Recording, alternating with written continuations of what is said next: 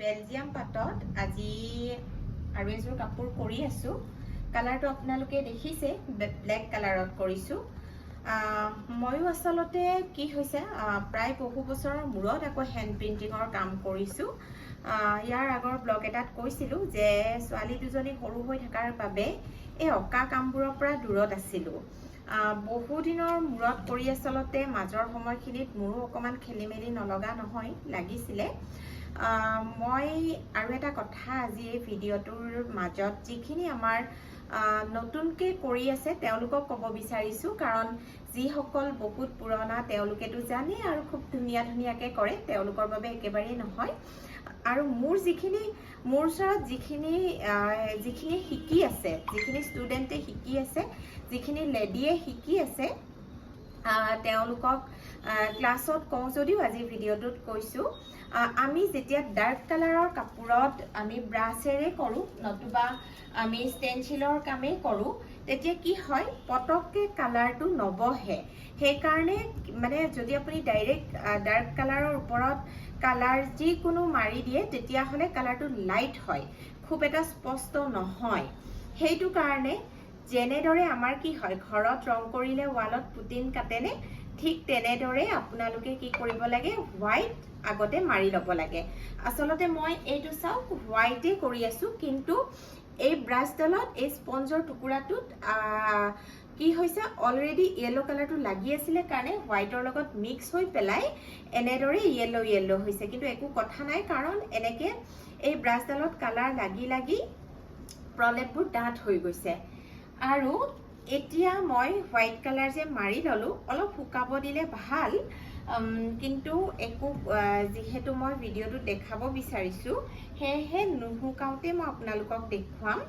আৰু যেতিয়া আপোনালোকে কাপোৰৰ কাম কৰিব ন, হাতত পাৰিলে এনেকুৱা এখন তিতি থকা ৱাইপছ এখন লৈ ল'ব। সাধাৰণতে কি হয়, এই নিজৰ হাতত যে কালাৰটো লাগে, সেই কালাৰটো লাগি বাকীখিনি ঠাইত লাগি পেলাই কাপোৰখন লেতেৰা হয়।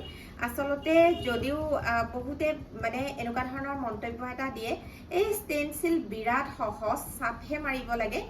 একেবাৰে নহয়।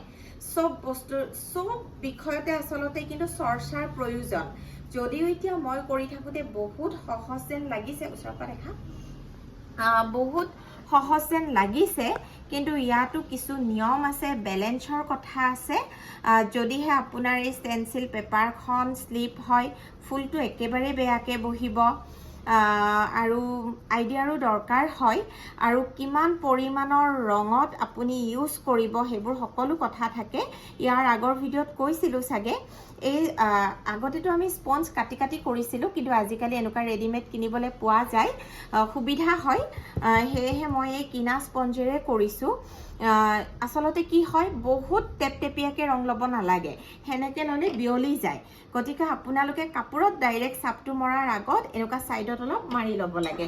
আৰু মই এতিয়া আপোনালোকৰ ওচৰত ষ্টেনচিলখন উঠাই দিম, চাব কেনেকুৱা লাগিছে।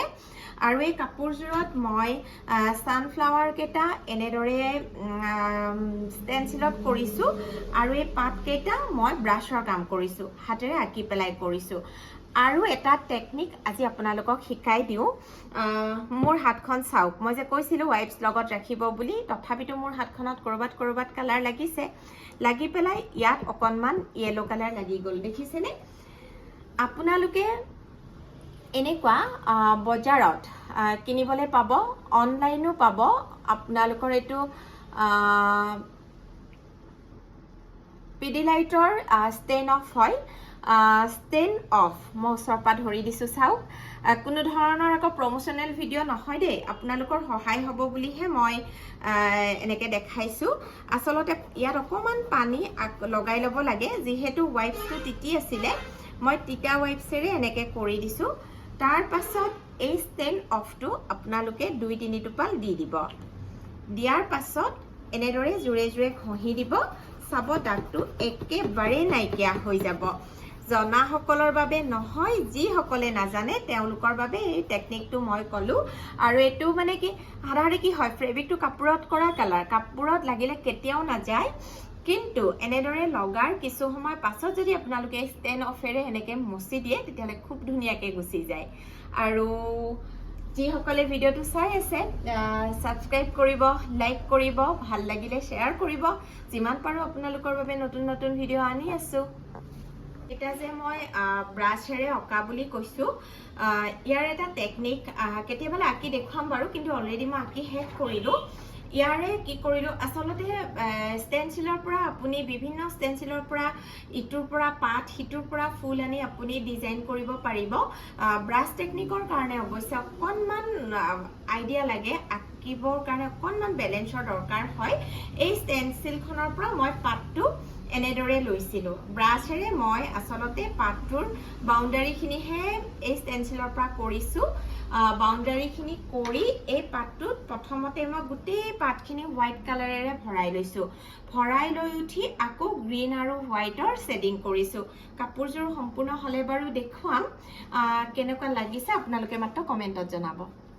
আৰু এয়া চাদৰখন কমপ্লিট হৈ গ'ল, দহি গুঠা কামো শেষ হ'ল, মেখেলাখনো কমপ্লিট হ'ল। আচলতে মেখেলাখন চিলাই কৰি থকা হৈছে, সেয়েহে আজিৰ ব্লগটোত আপোনালোকক মেখেলাখন দেখুৱাব নোৱাৰিলোঁ।